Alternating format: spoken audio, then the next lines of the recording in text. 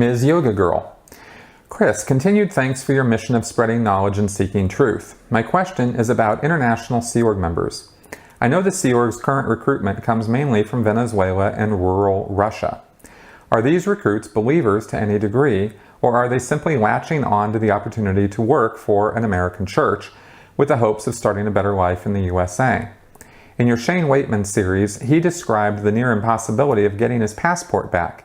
How do any of the SO from these countries ever leave, since their passports are confiscated and they're in international waters on a ship?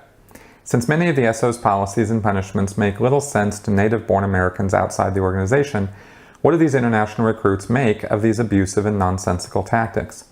I can't imagine the governments of either Russia or Venezuela taking a personal interest in recovering this small number of citizens, so what recourse do families have to get their international SO family member back home? All right, people who go into the Sea Organization are dedicated Scientologists for the most part, almost one for one, including people from Venezuela and Russia. You don't just walk in off the street and join the Sea Organization. There's definitely, I think, a few misconceptions in your question that I want to clear up, and that's one of them.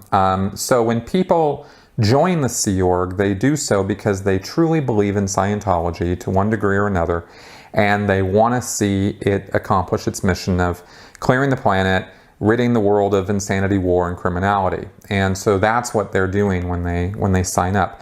They don't necessarily know what they're getting into in terms of the living conditions, the standard of living, or how rough and disciplined and the schedule and all that. They might not necessarily understand that totally when they go in, but they do understand Scientology.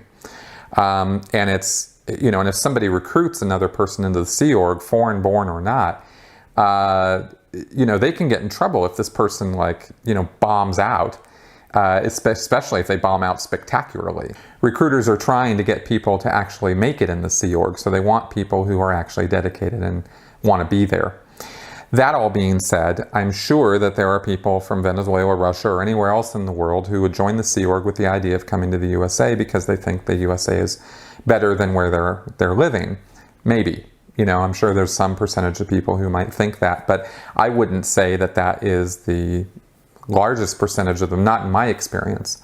I met lots of Hungarians, Russians, people from Latin America. I don't know about Venezuelans specifically, while I was in the Sea Org. And all of them were very hardcore, dedicated Scientologists. So, they know when they're coming to the USA that they're not, going to just go live in Montana or something. I mean, they're going to work on a Sea Org base 24/7. So, again, they have to be pretty hardcore about it. And you mentioned being on the ship and having their passport confiscated. That's a very small subset of people who work on the free winds. And that group of people are vetted. You don't just show up on the free winds, as I understand it. You have to, earn your way there. So again, you're not going to have people just, going to the free winds who aren't with the program to one degree or another. So as far as people having their passports confiscated, if that is, if they show up at a Sea Org base like Flag in Clearwater, Florida, and somebody says to them, "Give me your passport," Scientologists and Sea Org members especially are indoctrinated into a mindset where they're going to follow orders. So they're just going to hand it over. And they're not going to wonder, is it legal or not? Is there something fishy about this? Because they trust the church and they trust the people who they work with.